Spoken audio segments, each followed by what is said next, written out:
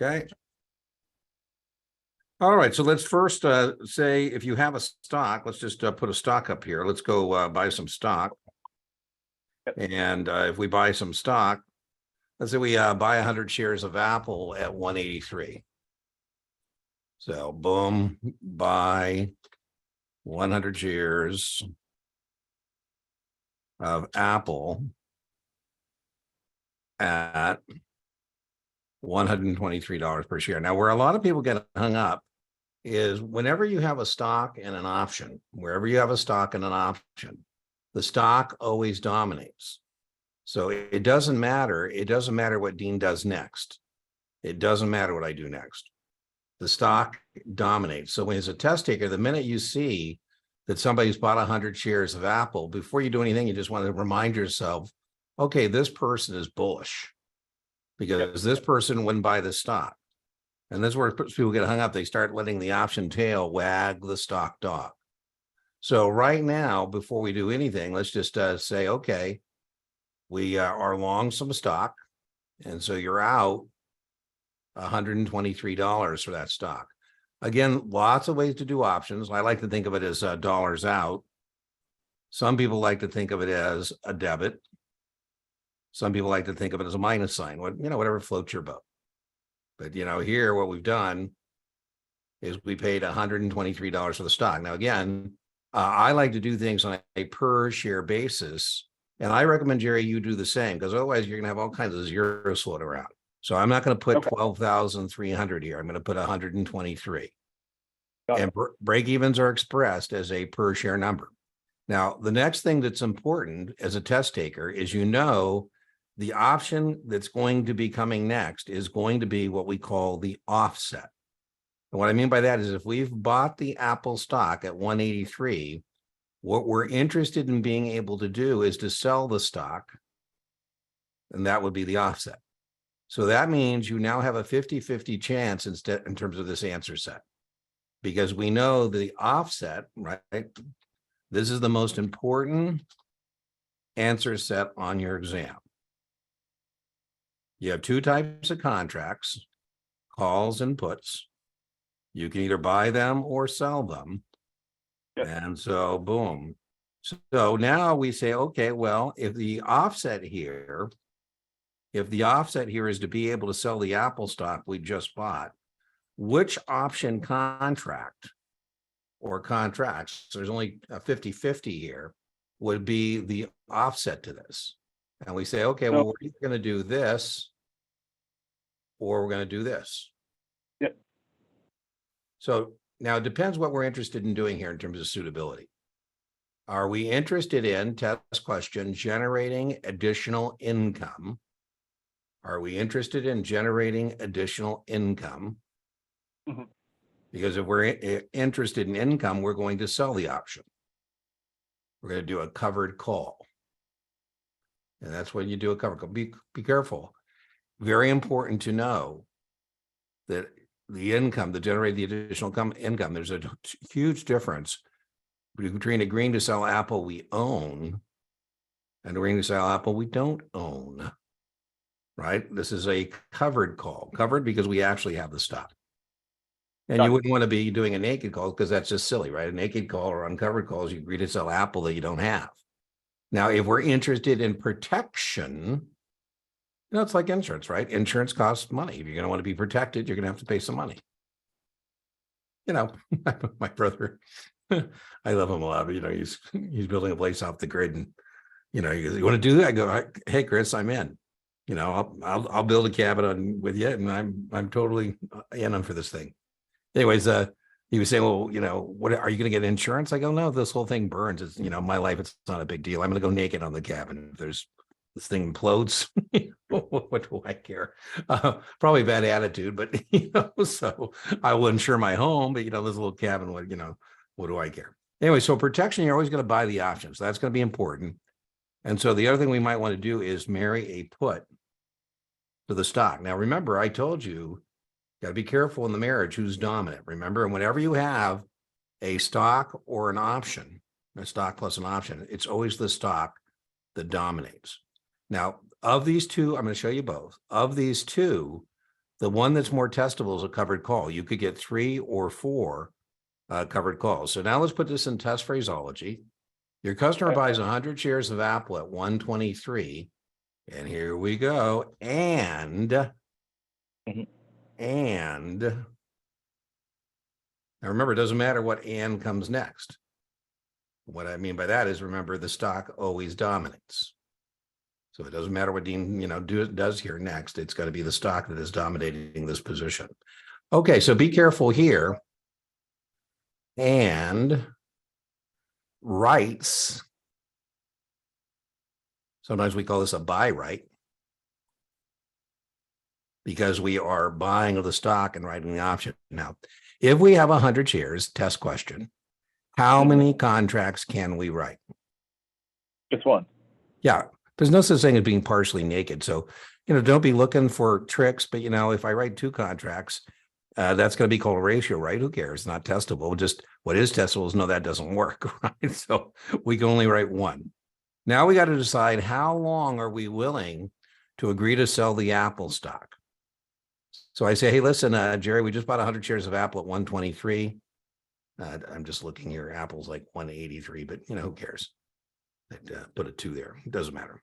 Hey, because on the test it's XYZ or BFD or OMG. It's not a real stock. Anyways, here we bought 100 shares of Apple at 123. Or we write 1 Apple. Longer term option contracts always have greater premiums. So we'll get more money if we agree to sell longer term.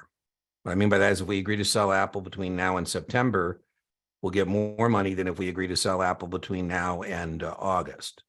We'll get more money if we agree to sell between now and October than if we agree to sell between now and September. Longer term option contracts always have greater premiums. So let's say we're going to go for the Septembers. Now, this is very, very important. The disadvantage to this strategy is we're not going to participate past the strike price. So that's really important. There's going to be, our gain is going to be capped here. We're about to put in a ceiling. I think his options is being about floors and ceilings. And so maybe we agree to sell at 130. And let's say for that 130 call, we get 9 points. Now, as I mentioned to you, my friend, where a lot of people get hung up, is they don't recognize the stock position. And they say, oh, the break even's 139. I have unlimited loss potential. I'm a bear. My max gain is the premium. No. That is not an option position. That is a stock position. And the stock position dominates. That is what's really going on. Now, another thing I like to suggest, and again, what Dean's suggestion is a buffet. Take what you like, leave what you don't. But I always like to, underneath the contract, say, okay, what am I looking at? What I'm looking at here in terms of contract specifications is an obligation to sell the stock at the strike price. That's what that is in English.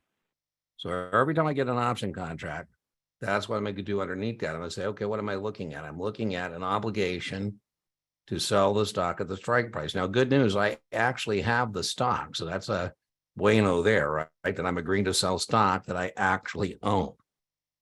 This is not a bad strategy, by the way. This is like level 1 approval, because I say, listen, how would you like to agree to sell high stock you just bought low? Jerry, how would you like to agree to sell the Apple at 130 that you just bought at 123? Somebody will pay you 9 points to be able to do that. And I say there's 3 sources of profit here. That's kind of cool. One source of profit is the difference between 123 and 130. Another source of profit is the 9 points. That's yours to keep.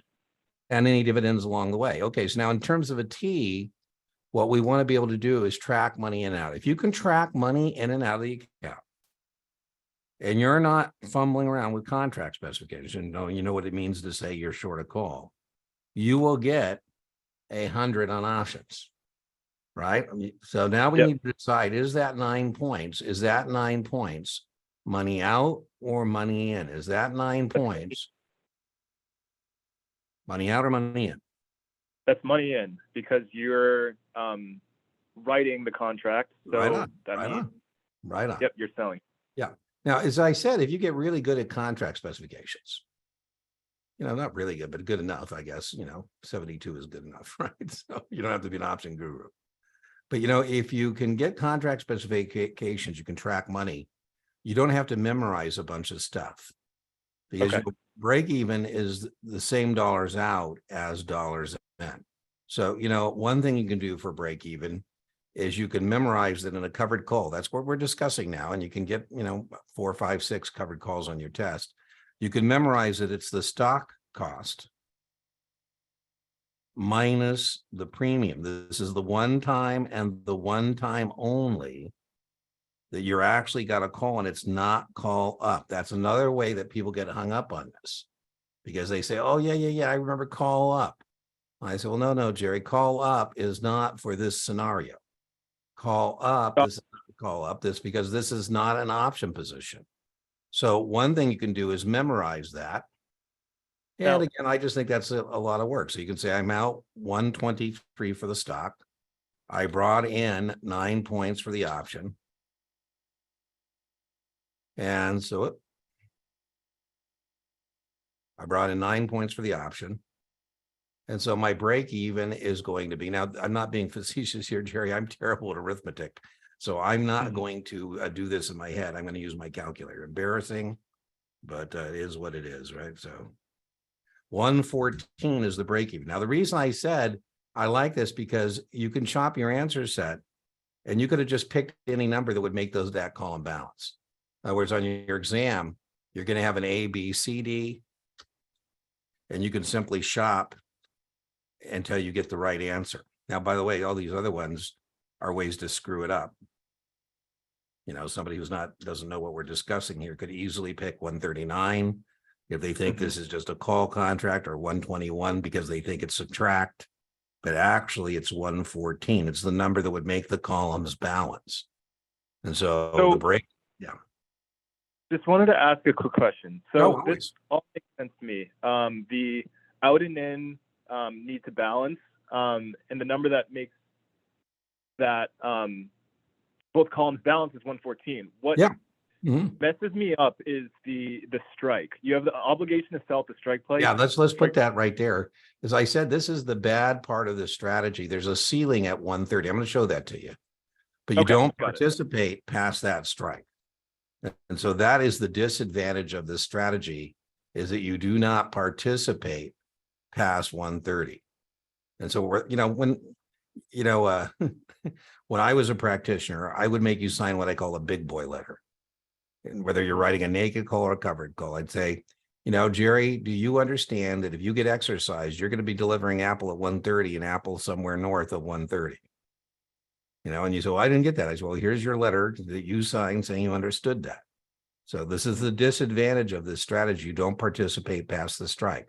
Now, another way some people can do it, I'm just showing you various ways to think of this, but I like what you said, and it's exactly correct. So when you're doing this T, right, it's the numbers that would make the columns balance. So you did get some price decline protection.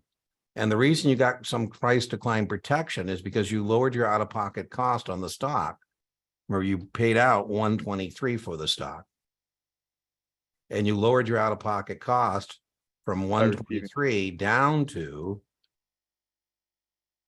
114. So now your net out of pocket 114, which is your break even, because that's what break even is. Nobody does things to break even, but you're now net out of pocket. That's your break even. I'm just showing you the break even once again in a different format. And that is, again, you're going to be out of pocket 114, and that's what you got to be able to bring back in, right? Because that's what break even is. Now, before we move on, so there's 4 test questions about this thing. Can you identify this as a buy write or covered call? That's a test question. If you can't identify, by the way, even if it wasn't a test question, I just told you it is. But even if it wasn't, I told you it is. If you can't identify, you don't know what to do next. So you got to say, okay, this is a covered call or buy write. I'm doing this to generate additional income. Let me fire up my T. And now what they're going to ask you is identification, break even. That's what we've just done. Max gain. That's what we're going to do next. And max loss. And those are the things you need to be able to do as it relates to this stock plus option. You've got 3 of these, right? You got long stock, And we're talking now how to generate income on a long stock position.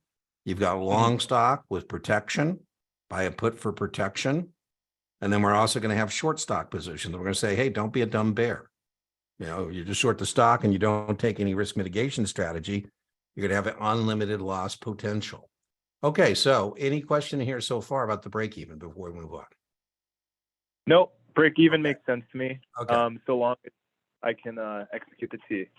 Yeah, and that comes with practice, by the way, because don't beat yourself up. But I always tell people fire up the T, and as you get better at it, by the way, as I said, the thing is it's worth the work, because if you can get good at the T and you know contract specifications, you can muddle your way to almost any answer. They can't fool you. Whereas if you go down the memory road, I'm not opposed to memorizing the break even and covered calls, stock cost minus premium. It is what it is, but you can get bogged down in phraseology, and it just becomes, so if you can track it, it'd be pretty good. All right, so a couple ways to go on the max gain as well. As I said, one thing to recognize is that we do not participate past the strike. We do not participate past the strike. And so, we have to give up the stock at 130. If we didn't want to give up that stock at 130, we shouldn't have written that call. The more bullish we are, the higher the strike we're going to write. The less bullish we are, the lower the strike we're going to write. So, if you think Apple is going to be going to like 150, this is not a good idea, right? Because you're giving it up at 130. That's the disadvantage. So the max gain is when we deliver the stock at 130. That is our max gain, is when we deliver the stock at 130. Now, again, a couple ways to proceed here. One is, again, if you get good at the T, you can just track that. And you could just take your T and say, okay, well, let me just net these columns here. If the stock gets called away from me, now what I'm simply doing is netting the columns. I bought the stock for 123. I sell it for 130, but I got 9 for agreeing to do that. And so my max gain is the difference between those two, right? 16 points. So that's one way to proceed. Another way to proceed is to say, well, you were net out of pocket 114, right? That was your break even. And you have to sell the stock 130. That's another way you could do it. You say, okay, well, if I bought the stock for a net of 114, I got to sell it 16. Okay, that makes sense to me. All right, I got it. All right, so that's another way you could do it. Break even to strike price. You could memorize that the max gain is the break even to the strike price. A couple ways to go. You don't participate past the strike, right? So you're net out of pocket 130, or net out of pocket 114. You got to sell the stock at 130. And so that's another way to get that same 16-point break even to the strike price. So let's put that over here. This was our break even. Let's put max gain. As we said, these are the things we've got to be able to do as a test taker. XP is just notation for strike price. So in our example here, let me just put that a different color. Let's put that there. Max gain, so boom, boom, boom. We're out of pocket 114 net. We have to sell at 130. So again, 16 points. Now I do things on a point per share basis, but just remember 16 points is $1,600 on 100 shares, right? So I do things on a per share basis. This would be a mess if we had 12,300 and 13,900. So I recommend we do things on a per share basis, and just remind ourselves, though, when we're all done, that that's going to be $1,600, because we're at 16 points on one contract, and each contract governs 100 shares. So on the test, you would tell me either 16 points. They will give you both. They'll give you one or the other, right? But $1,600 here is the max gain. And remember, that's the disadvantage. That is the disadvantage to this strategy. The disadvantage, the disadvantage of the strategy is you do not participate past the strike price. So as I mentioned, Apple goes to 150, you're going to be mad. There's a ceiling at 130. Got it. Okay, so last thing we got to be able to do on a covered call. Is we've got to determine the max loss.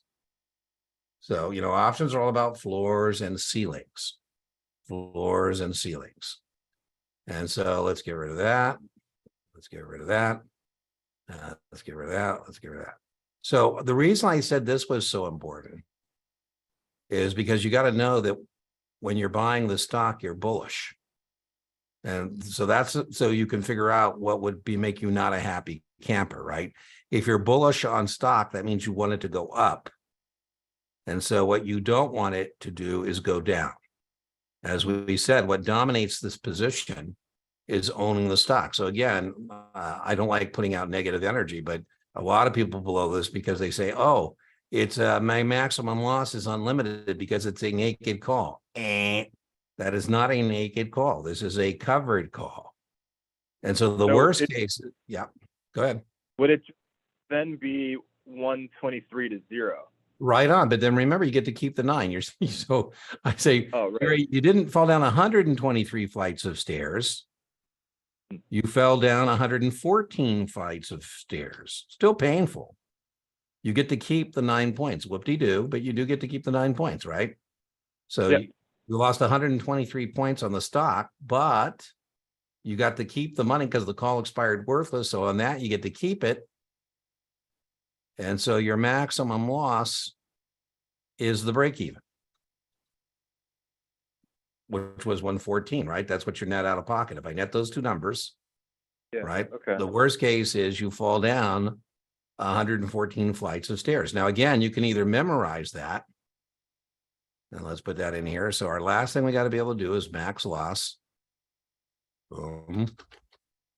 Is you can memorize it's the break even to 0 or break even to 0. And again, what we mean there is it goes from 114, your break even. You could just say 114, that'd be correct, but it's when it goes from 114 to 0. Now remember, that's per share. So that's actually 11,400 would be what that would be in terms of the whole thing. Right? So let's go all the way back to the beginning. So you're held accountable for 9 option strategies. We're working on one of those 9 strategies. We're working on the vast majority, by the way, of your option questions are the basics and a covered call. So of the 9, these are the ones we said, that's just a stock position. We said that's just a stock position. And, you have unlimited gain potential. You could lose $123 a share. And we said, we're going to add an option position. And we said that we know we're either going to write a call to generate additional income, or we're going to buy a put for protection. I don't want to blow your mind, Jerry, but we could do both. Well, it'd be called a caller when you won't get callers on the Series 7, but we could do both. But my point was, you should have, as a test taker at some point with your study, be able to eliminate this choice and eliminate this choice. Because what we want to be able to do is sell the stock. Right. So we're either going to create an obligation to sell the stock we own or a choice to sell the stock we own, depending on whether we want income or protection. We decided what we're going to do. Well, it looks like I messed up, might be able to pull it all back. We decided we were going to write one Apple September 130 call at 9. And we said that what we have to be able to do is recognize that as a covered call. And that's our first thing, is if we can't recognize that as a covered call, we're going to be in trouble right out of the gate. Got it. Right. And then we said, let's plug that into our T. And we established our break even as being 114. We said we could either do that by memorizing stock cost 123 minus 9. Net out of pocket 114, or if we get the T fired up, we could say, well, let me shop the answer set. And ultimately, whatever they're offering me as a break even has to make the columns balance, because that's what break even is. Same dollars out as dollars in. So we said one way to proceed is just check your answer set and plug in numbers until you get one that makes the columns break even. Now, break even, by the way, is always expressed as a per share number. Always, always, always, right? So I'm a big believer in get the T fired up. We said the disadvantage of a covered call is you don't participate past the strike price. You have to give up the stock at 130. And so that's our max gain. 7 points from 123 to 130 plus the 9, so we can make 16. That's our max gain. We said our max loss is when the stock goes to 0. Now you nailed that, but remember, the good news, you get to keep the 9. So you did get some price decline protection because you lowered your out-of-pocket cost from 123 to 114. And then we said very testable. Why do you do this? To generate income. Additional income. Yep. Okay, so let's look at our next one. So the other thing you might be interested in doing is you say, Dean, man, falling down 114 flights of stairs, that's pretty painful. You know, what I think I want to do, Dean, is not put in a ceiling, but rather do some construction and put in a floor. A floor. You know, options are all about floors and ceilings. So, okay, I say, okay, well, listen, if you want to buy some protection, you can certainly do so. You know, it's insurance. You want to buy insurance on this stock position, you certainly can do that. And I say, okay, so let's go ahead and buy you some protection. By the way, protection means buying the option. Anytime you hear the word protect or hedge, we're going to be buying the option, right? I think the analogy here would be like insurance, right? And so now we're going to buy some insurance on the stock position. You say, well, Dean, I may not need the insurance. I go, well, yeah, that's true. I mean, you don't buy insurance because you plan on wrecking. I mean, you know, it's a sleep factor here about being able to sell the stock. So we're going to buy one Apple. Now I say, Jerry, how long do you want the protection in place? How long do you want the protection in place? Because the longer you want the protection in place, the more it's going to cost you. Longer term option contracts always have greater premiums. And you say, well, Dean, listen, I'm worried Apple's coming out with these virtual reality headsets at $4,000. And, you know, I'm not so sure that's a good idea. You know, I don't know how many people, Dean, are going to buy a $4,000 headset, but hey, I didn't think people pay $1,000 for a cell phone either. So what does Dean know, right? So buy one Apple. You say, Dean, I want to see what happens with their earnings based on these handsets or whatever the case may be. So let's buy some protection between now and December. I say, okay, second point. Now we got to decide, where do we want to have a choice to sell? Where do we want to put in the floor? We're about to put in a floor. Instead of falling down 123 flights of stairs, we're going to put in some protection. You know, we still don't want to lose money, but at least if we do, it won't be so bad. Now, remember, the stock dominates. And again, this is where people get hung up. They go, oh, I'm buying a put, I'm a bear. And no. You're buying a put on a stock position. The stock position dominates. You say, Dean, let's put in the floor at 120. Now, remember, a choice to sell at a higher price will give you greater protection, but it will also cost you more money. Higher strike put contracts always have greater premiums. Higher strike put contracts always have greater premiums. And let's say the protection costs us, I don't know, let's say it cost us 6 points. So in test phraseology, they say your customer buys 100 shares of Apple at 123 and buys one Apple December 120 put at 6. So, okay, just in terms of the T, I just want to see if I can set this up. Yeah. Okay. You're buying 100 shares of Apple at 123. That's dollars out or dollars in. So I'm just going to ask you, and I'm going to plug it in if you get it right. Is that 123 money out or money in? That's money out because you're buying. That's right. That's right. So when you buy that put at 6, money out or money in? That's money out. Boom. And now, my friend, you got the break even. Now, my friend, you have the break even, because remember, we said the break even is the number that would make these columns balance. So assuming you got that T set up correctly, which you did, You now can Mhm. shop the answer set, looking for a number that if you plugged it in there would make the columns balance. 129. That's right on. Now you can either memorize again. You can memorize, and this is where people get hung up. They'll say, oh, it's a put down. No, this is the one time and the one time only. It's not put down. And the reason it's not put down is because this is not a option position. This is a stock position. And so your point, you were correct. You paid 123 for the stock. You paid 6 points for the protection. And so now you're out of pocket 129. That is your break-even. Now, again, if some people like to use pluses and minuses, whatever you want to do, but in terms of pluses and minuses, it's two minuses that are out here, right? You're out 123 for the stock. Let's put that there. And you're out 6 points for the option. And so again, your break even is indeed 129. It's the one time and the one time only, boom, that you have a put and you're actually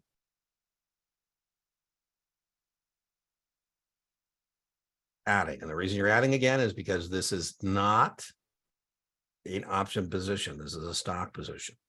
All right, so we got our break even.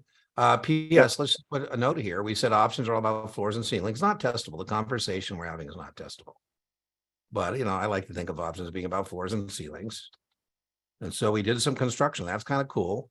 So the floor is no longer 0. Now, as I mentioned, what I'd like you to do is contract specification. You have a choice to sell here. Dean, just a quick question. Yeah. So with puts, and forgive me if I'm wrong here, but could I just make the assumption that that's always the ceiling versus calls being puts being the floor, calls being the ceiling? Yeah, I told you I invited you to advanced options Thursday. I would say for the most part, I want to say yes. And the only reason I won't say yes is because when we do spreads, we have floors and ceilings too. But it's going to be it'll be the same type of contract, right? So if I do like a credit spread or a put spread, the floor and the ceiling will be those two strikes. But for the most part, yes. For the most part, for example, for the most part, if we're talking about Apple like we are, right? And Apple's at here, there's our current market price. I'm just making it up, right? There's our current market price. We could indeed say that. Okay, right? got it. Up, put down. So, okay, so we got our break even. So here again, bullish, we got to be able to identify this. What I mean by identifying this one, you don't need to tell me by name. On the test, you do have to tell me by name it's a covered call or it's a buy right. You don't have to tell me that this is a protective put. You don't need to tell me that this is a protective put or a married put. I think that's helpful to your analysis. But what we're trying to distinguish, this is not a put you're buying to speculate as a smart bear. No. This is a put you're buying to protect your stock position. And that's an entirely different reason to buy a put. So we got, people who are buying puts because they're bears and they want to stick it to somebody. And then we got people who are buying puts on stocks as an insurance policy, right? As an insurance policy. All right, so we've got our break even. The max gain is still unlimited because to your point, there is no ceiling, right? If Apple goes up, let's just put that there, right? Apple goes up. There's no ceiling here. So we still have unlimited gain potential. Now, I think you're kind of a jerk of a customer if you say, well, Dean, we spent the money for the put and we didn't need it.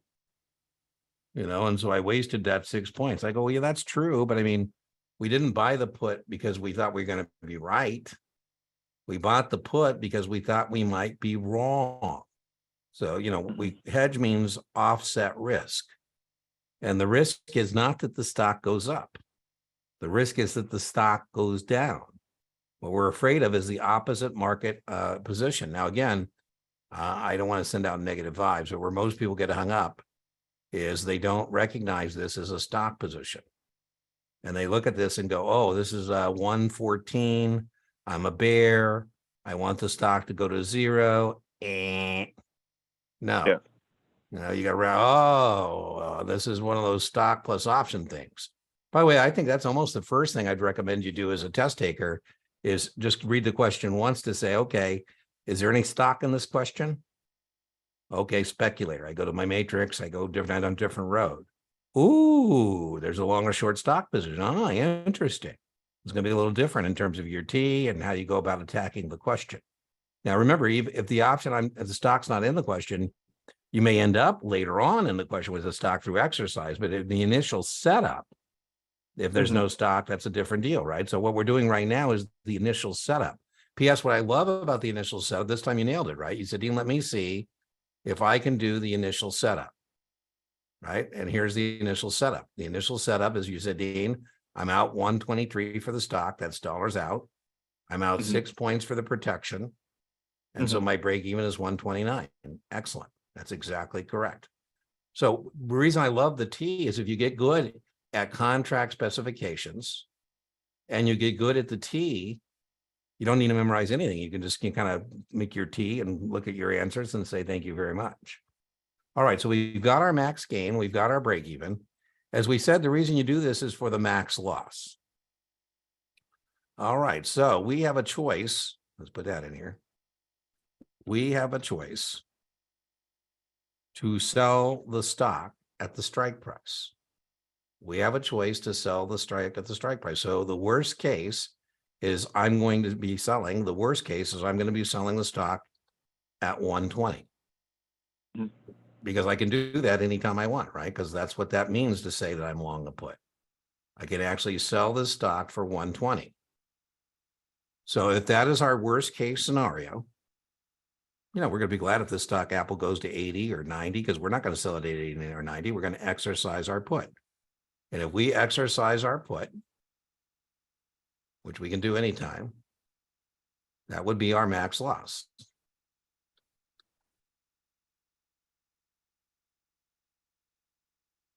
Right? So we just net those two columns. Now, again, we can say, well, 129, there's our break even, to the strike price is going to be our maximum loss because anytime we want, we can sell the stock at 120. And so that is going to be our maximum loss. Now, again, you can either just memorize that, break even to strike price. Now, I warned you, if you go down the memory road, the stuff you're going to have to memorize is going to become more and more stuff. That's what you mean strike price. So as I said here, you can just simply memorize that it's the break even, which you already told me. Break even to strike, which was 129. Yep. And then you can sell at 120. And so the max loss is 9 points. Remember, 9 points on, points per share. They won't give you both on the test, but they remember 9 points is $900. Right? So worst case, that's your worst case scenario. A foundation of Mark Cuban's fortune is selling broadcast.com to Yahoo for over $1 billion in Yahoo stock. And he decided to buy insurance on every share. He bought puts with an exercise price of 95. So Mark knew that anytime he wants, he could sell the Yahoo stock at 95. At the time, the Yahoo was $120 a share. So obviously he's not going to stick it to somebody at 95 if he can sell in the open market, 110 or 100. But in 2010, when the puts expired, 95 puts, the stock was 20. Jeez. So is Mark going to sell the stock at 20? Or is he going to exercise his protection? Is he going to exercise his puts? He's going to exercise his puts and sell them for 90. Yeah, he paid 2010, he paid $200 million in capital gains tax. And, I said, I don't know personally, but I'm casually. I said, man, that's awesome. $200 million in capital gains. He's like, well, Dean, I'm not happy with that. I said, well, you could have been stupid. You could have done something different. I've seen him interviewed many times since about, and every once in a while that story comes up. And he said when he was in the .com and, implosion, he said a lot of billionaires like him were greedy and they left a lot of money on the table. And he said, I'm fine just being a billionaire, not being a 40 billionaire. So he said, I thought I would protect myself. So, by the way, the puts could have expired, right? And then he would have wasted the money for the insurance. You know, I had a client one time, he drove me nuts. We had bought the stock at 90 and it went to 180. And I'm saying, well, hey, listen, why don't we buy some 175 puts? We're out 90 points for the stock. We're out 4 points for the protection. We're out 94. Anytime we can stick it to somebody at 175, we'd have a guaranteed profit. They said, well, do you get a commission? I said, I do. I wasn't even thinking of that, but yes, I do get a commission. He says, and if it's 175 or higher, the puts expire. I go, that's true too. You know, and I said, listen, if I was really after a commission, I'd place a sell stop at 179.99 and get you bumped out of the stock. I make a lot more bumping you out of the stock, you know, with a stop than I do getting you to buy the protection. Anyways, he didn't do it, but it was fun because the stock came back down. And I got to remind him every day, hey, Jerry, had we bought the 175 puts, if we had the protection, if we could sell it at 120 and the stock's 95, life would be good. But no, you didn't want to do that. All right. So that is our protective put. And again, in terms of just what we did here, this one I thought you were pretty solid on the T here. This one you were pretty solid. So now remember, we said it's either going to be a short call or a long put. That's what we said, because remember, you want to be able to offset this position. So either you want to be paid to agree to sell high stock you just bought low, covered call, or you want to buy some insurance on the position. Here we said, let's buy some insurance on the position. And so we established the choice to sell at 120. That cost us 6. We got our break even of 129. Yep. Then we said our maximum gain is still unlimited because we didn't put in a ceiling. We put in a floor. There is no ceiling here. Apple's 120 or higher. You know, I don't have to do anything if I don't want to. I'm in control. I'm in control, right? If you want to be in control, you need to pay a premium, right? You know, as I said when we started the tutoring session, you did an opening purchase of an hour of tutoring. What we do in this hour is completely up to you. You're the one in charge.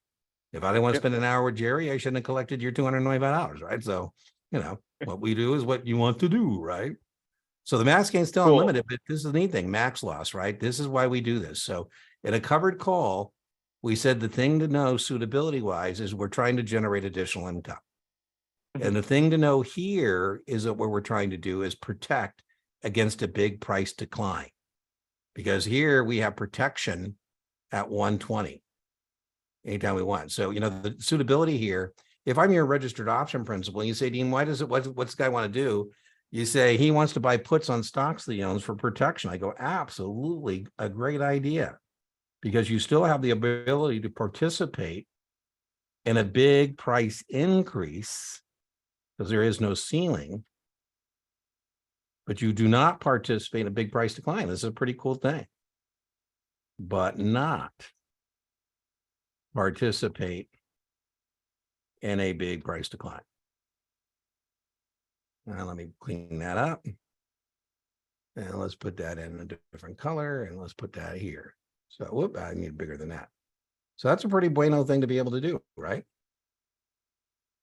All right, ready to move on to our next stock position?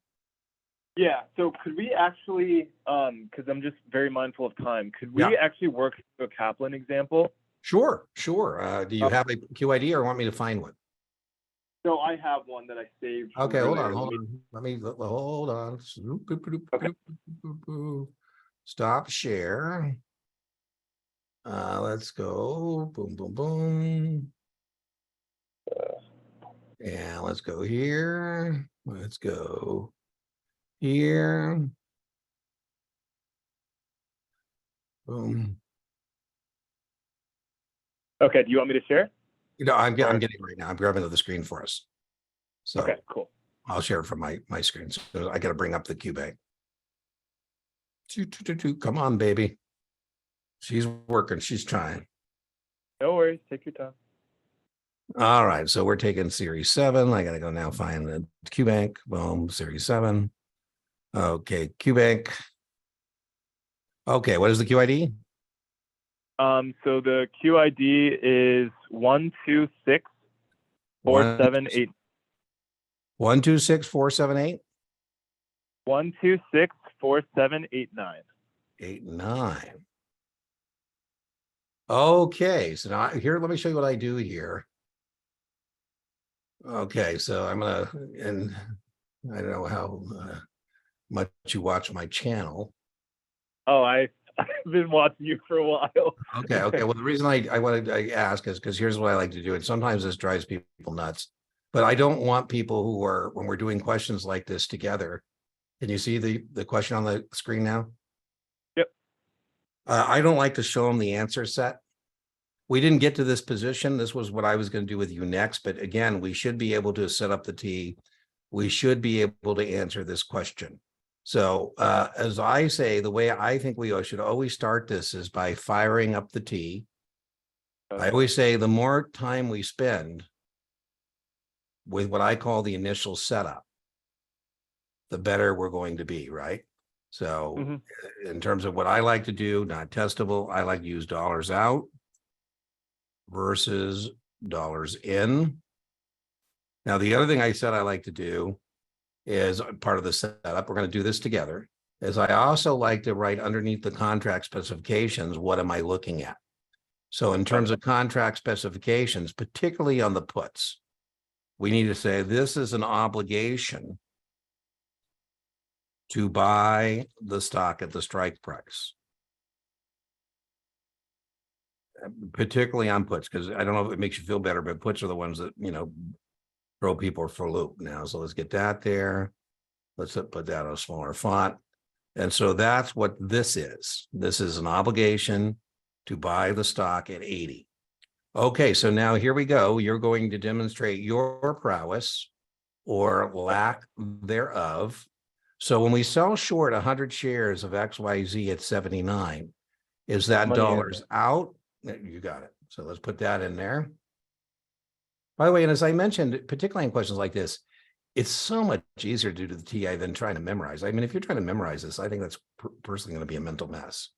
Okay, so we're short the stock. Now, the other thing I said we definitely want to make sure we do is when we have the stock, always remind ourselves what's dominant.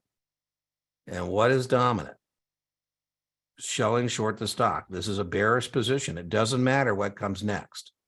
As I told you, where a lot of people get hung up is they go, oh, I'm writing a put, and writing a put is a bullish strategy. You can't let the option tail wag the stock dog. So this is somebody who's a bear. P.S. not a very smart bear at that, but we'll talk about that in a moment. Okay, so rights and XYZ. So when we write that 80 put at 5, is that money out or is that money in? That's money in. Right on. So now we have our initial setup. We have our initial setup. P.S. we also have our break even. They didn't ask us our break even. At 84. Right on. I always like to too. So another thing I like to do is I like to remind myself what I want to have happen. I want the stock to go down. And so now what I'm simply doing is what I call the offset, right? What we're looking at here is what would be the great offset is if the stock goes down because we're a bear, right? With me on that? Yep, I'm with you. Okay. So if we're right, the stock goes down. But the problem with the stock going down is we're not going to participate past 80 because we have an obligation to buy the stock at 80. And so that's why I said this is like somebody who's not very smart because I'm thinking, gee whiz, here's, by the way, test prep vendors don't trade options. So they have questions like this that, in the real world, I always joke, at least, Jerry, when you pass your Series 7, you get to leave the Series 7 fantasy land here. I'm stuck here permanently, so I never get to leave. But, that being said, the trick in this question is we're going to have to buy the stock at the strike price of 80. Right? Boom. That's money out. Right? We put in a floor, we're talking about floors and ceilings. Here we put in a floor at 80. Not bueno, but ultimately, if that this is kind of where yeah, tripped up. When you're writing a put, right? In theory, you want the stock to go up. Correct? Remember, but remember, that's not what you're doing. The stock dominates. That's why these are tricky. If that had just been writing a put, you'd be correct. But remember, the stock dominates. The stock is the dominant position, so we can't let the option tail wag the stock dog, right? So what's going on here is I'm short the stock. That's what's going on. So By the way, so if you had thought that was a put, I would have said a $500 gain if you thought that's a put, just a put. Because you get to keep the premium. Agree to be a potential victim, nobody victimizes you. But here, what happens, best case for me, is the stock goes down. This is why I say it's kind of foolish, because you've capped your gain here with this option contract. But the stock goes down, and if the stock goes down, somebody's going to make you buy the stock at 80. You go, well, that's cool. I need to cover my short stock position. And you actually lost a point on that part of the transaction. But good news for you, you still ultimately are a winner because you have more money in than money out. All right, so now this will be embarrassing if yours truly misses the question. But let's see. We're looking for a 4-point gain, $400. That's a tough one, by the way. I call these ones judgment questions. All right, so let's see if we got this question right. Yep, there we go. By the way, let's see what the rationale is. Whew. Listen, when Kaplan has to give you like 3 paragraphs to explain it, I think it's a poor question, but that was a tough one. Got it. What would have been smarter, by the way, and this is what I'm going to show you next. I call this don't be a dumb bear. The thing that's really dumb about this position is you still have unlimited risk. You have not effectively hedged this position. So I think that's what really is the test question. This has maximum loss potential. What you really should have done, let me just do this. Let's do this last one here. By the way, this has been a very good session. Good questions. I think you and I did a pretty good job together. And the offer I make in sessions like this to you, I will send you your video. But if you give me permission to share it, I will give you another hour of free tutoring for allowing me to share this with others. But that's completely up to you. Absolutely. I mean, you have my approval. Okay, so that means I owe you another hour. So just we'll set that up. When's your test? When are you taking your test? So I don't have a date just yet, but my window's open. Okay. So we'll figure that out and we'll just book it. I'll send you a regular Zoom invite for it. Okay, so here's what I would have, what I want to show you here is don't be a dumb bear. So this is a dumb bear because you haven't effectively hedged the position. So what I think we should do is, because if that's all we do is sell short 100 shares at 79, we have unlimited loss potential. And so what I think we should do, my friend, is consider protection. Protection. What does protection mean? Are we going to buy or sell an option if we're looking for protection? If you're looking for protection, you're going to buy the option. Right on, right? Because we want to be able to say, I say, listen, Jerry, if we had a choice to buy back the borrowed stock, if we had a choice to buy the stock, buy back the borrowed stock at a set price at any time between now and some future date, we would no longer have unlimited loss potential. We would no longer have unlimited loss potential. So what option strategy would give us the choice to buy back the borrowed stock and change this short stock position from unlimited loss potential to limited loss potential? Long call. Don't be a dumb bear. And so maybe we decide to buy some protection. We buy one. We have 100 contracts. That's how many we need to protect this thing. We buy one Apple, or excuse me, what is this? XYZ. Now, remember this, how long do you want the protection in place? The longer you want the protection in place, the more you're going to have to pay for the protection, right? Longer term options always have greater premiums. And you say, Dean, let's go out to October. I say, and what price do you want to be able to buy back the borrowed stock? A choice to buy back the borrowed stock at a lower price will give you greater protection, but it will also cost you more money. You say, well, Dean, let's put in the ceiling at 85. And this is really bueno because now you no longer have unlimited loss potential. So let's just say we pay 4.5 for that. And simultaneously buys, as I'm changing this position to the position I think you're more likely to see on the test. Okay, so chance for you to, towards the end of our session here, To demonstrate your prowess, is the 4.5 for the protection, is that money out or is that money in? That's money out. Boom. So if I asked you the break even, what would the break even be? So could I just do 79 minus You could do a shop your answer set, right? You know that one of the 4 numbers they're offering to you is indeed the break even. And so I would just go over and shop my answer set until I found one that if I plug it in there would make the columns balance. Ding, ding, ding, ding, ding, ding, ding. That is the break even, right? So that's kind of cool if you get the T set up correctly. Now, what's the max loss? What's the worst case scenario? You're a bear. And so if you're a bear and you're wrong, what happens? Oh, so it would be the stock going to infinity, so it's unlimited. Yeah, but thank God you have a ceiling at 85, my friend. So that's the worst case scenario for you. As you exercise your call contract, say I'm out of here. And so you could lose 10.5 points as your worst case. And that's a much better, smarter bear, right? Yeah. Much smarter. So that was our last one we wanted to show you. So, all right. That was a great session, my friend. So, Jerry, I feel really good about your performance as your tutor. We didn't get you, I told you, you had a big list for an hour, but hey, you get another hour now. So, but what we didn't get to is we didn't get to margin. There's only 3 or 4 margin questions.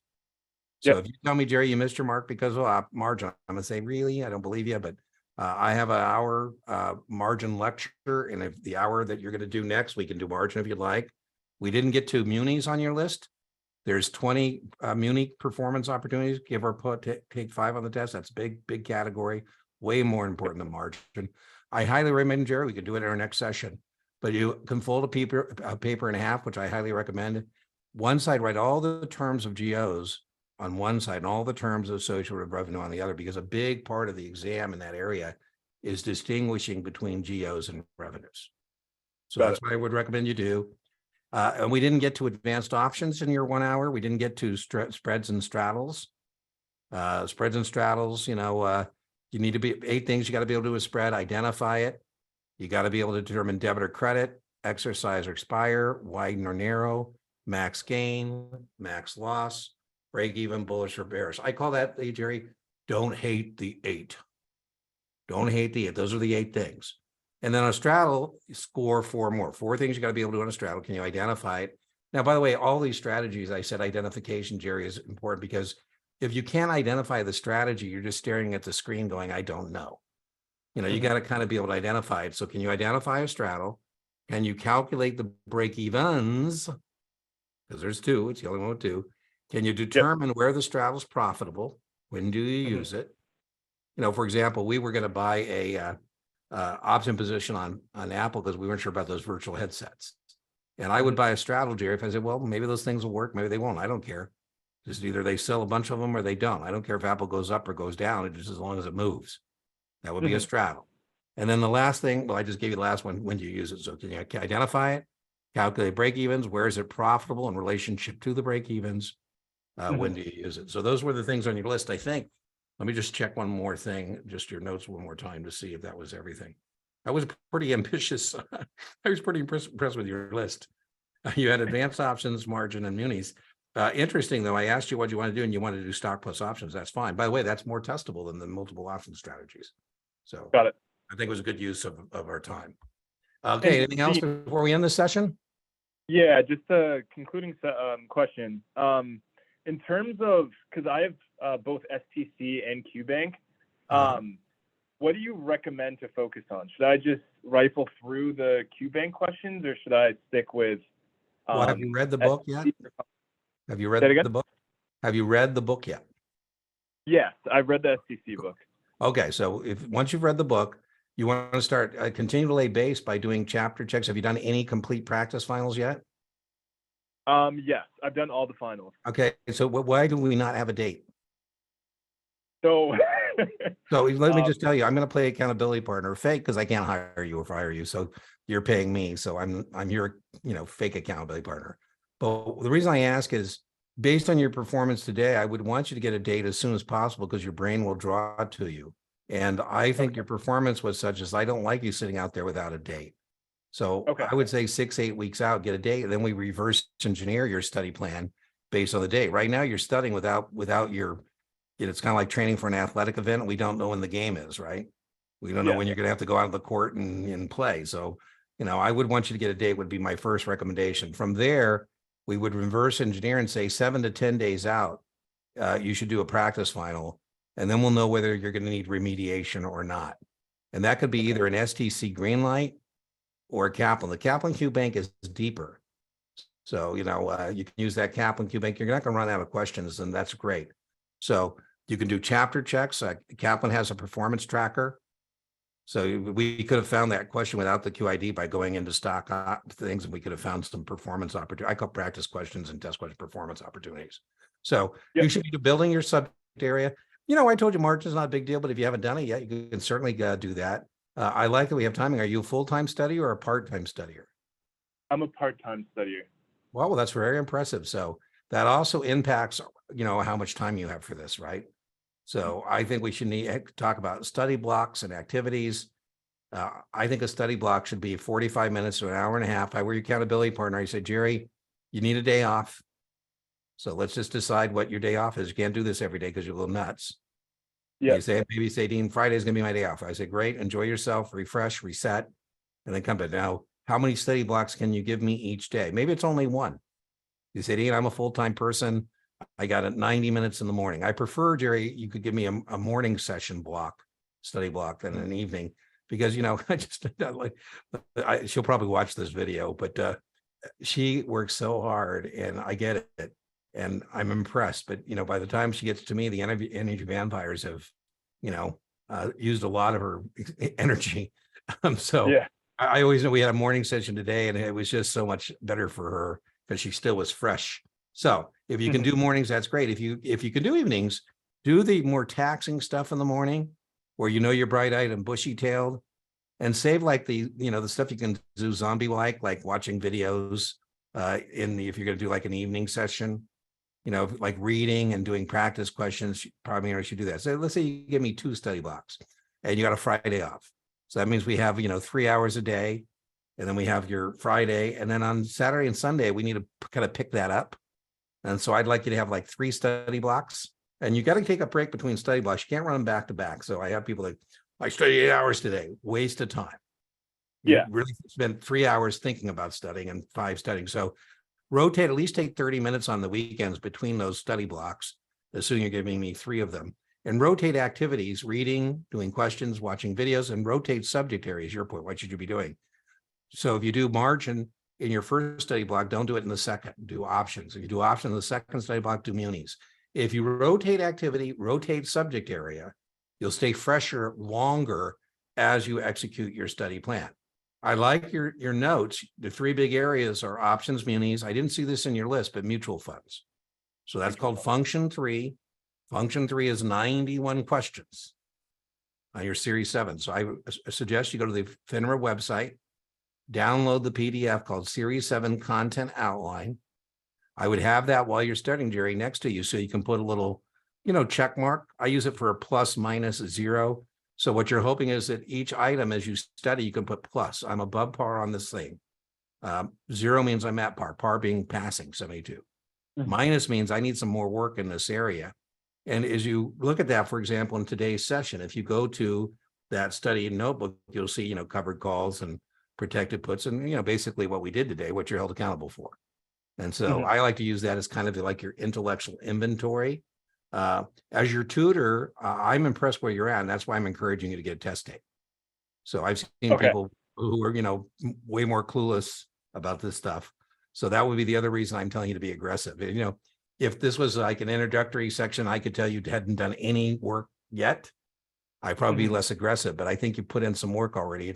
It shows in your ability to have conversations about the options, which is helpful to both of us. So that's one reason I'm encouraging you to get a test tape.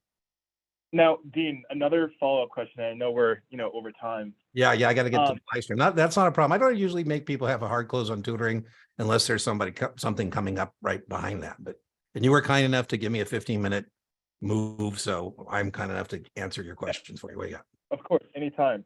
But just based off the conversation we've had, and I know we've only had a 45-minute to an hour, conversation. I guess, like, how much time would you recommend for me to have before scheduling the next exam? Because I have already taken it one time, Okay. not meet about a 61%. Okay. And now I'm, taking it again. But I'm kind of in this limbo of when exactly I should schedule it. Part of me feels like I would like to put it, I would put it out, it depends on, again, how aggressive you want to be. And as a full-time studier, I would say we should put that date 4 to 6 weeks out. So it depends on your confidence level. I'm confident that we're going to be able to make your mark this next time. But let's call it 6 weeks. So this is June 13th. So late July would be, that. And then from that, I would reverse how many hours. I think to execute a study plan, everybody's a little different. I think, 80 hours, give or take. Some people say 100 hours, but, as you start progressing with your study blocks, you can tinker with that and either add study blocks or take them out, whatever you need to kind of keep pace with that date. But I would say, let's get a date late July. That would be 6 weeks, late July. Okay. If you feel like you need 8 weeks, I don't like 8 because then you start to forget stuff that you learned at the beginning of your study plan. So I think that sweet spot is like 4 to 6. I think it'd be aggressive to take 4. So if you want to take, be aggressive. I'm not saying don't. I'm just saying that would be aggressive. Some people for that 30-day wait period. I know people, Jerry, that put that new test date the day they can take it again. That's where they put it. So that's up to you. I mean, that's that. I don't know your sponsoring broker dealer, what their ideas are. So, that's up to you, but I would think, 4 to 6 weeks would be where I'd put that date. Okay. Okay. And I owe you an hour and I'll just send you a regular Zoom invite. We'll talk again. Just send me an email and we'll set up that hour for you for the next session. You don't have to go through the booking page for that. We'll just do it through emails. Great. Okay. Awesome. Thank you. Off to the live stream I go. And then I sent you an invite to the class for free too. I comped you the advanced option class if you can make it Thursday. Awesome. Thank you Okay. so much. You bet. Bye-bye.